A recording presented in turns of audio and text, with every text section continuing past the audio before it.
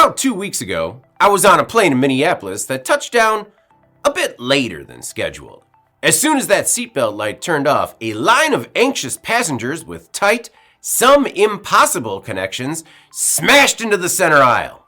Some would make it, some would not. And maybe if this odd Mazda concept from the 1990s made it to market, everyone would have made their flights. In the early 1990s, Mazda was on a heater.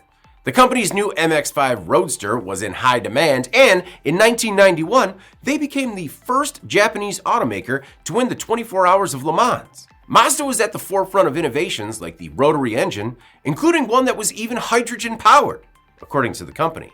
But what was next? What big idea could Mazda's masterful engineers sketch on a napkin next? The company created an in-house competition called Fantasy Yard to challenge internal teams from various departments to come up with new modes of mobility. And one winner still has the industry asking, what if? The Suitcase car was essentially a three-wheeled go-kart designed to make those close airport connections a little more manageable, maybe even a little more fun.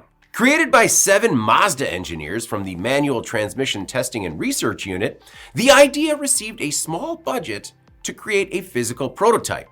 So the team bought a mini motorcycle and a large Samsonite suitcase and went to work. The mini bike's 34 cubic centimeter two-stroke engine was installed into a 24.4 inch by 29.5 inch suitcase that could reach nearly 19 miles per hour. Mazda says the final design, quote, only took a minute to assemble.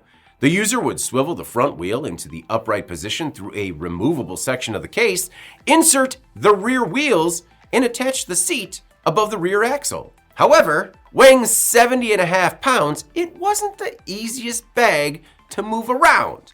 And modern airport security would likely take issue with the gas-filled pull-start motor. But hey, I can think of and have experienced many worse ways to spend time at an airport. While the company greenlit the prototype, mass production was never on the table. Still, the Suitcase car was a smash marketing hit, and Mazda made a couple more as promotional showstoppers. The model made for the US market is the only one that remains in existence. Mazda's original was, quote, accidentally destroyed, and the disappearance of the one made for the European market remains a modern mystery. Mazda started celebrating some of the automaker's most unexpected and unusual vehicles about 5 years ago as part of the company's 100-year history, and props to the esteemed editors of Design Boom for helping this story of a small engineering marvel take off. I'm David Manti. This is Manufacturing Now.